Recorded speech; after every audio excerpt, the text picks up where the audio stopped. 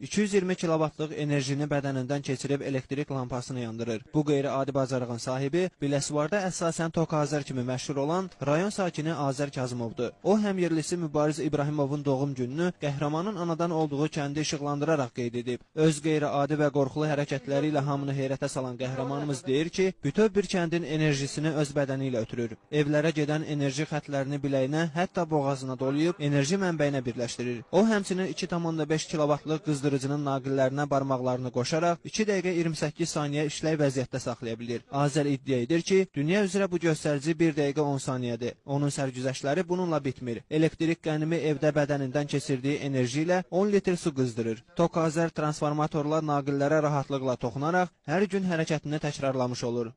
Mənim rəhmətli atam özü elektrik monitör işləyib. Mən özümdə uşaqlıqdan elektrikə həvəsim çox olub. 1997-ci ildə Biləsuvar rayon Nizami küçəsində mən transformatorun üstündə iş görərkən transformatorun şifri qırıldı. Mən yıxıldım 10.000 voltun üstünə.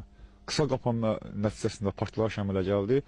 Kənarda duran vətəndaşlar qaçdılar. Onlar elə bildi ki, mən tok vurub ölmüşəm.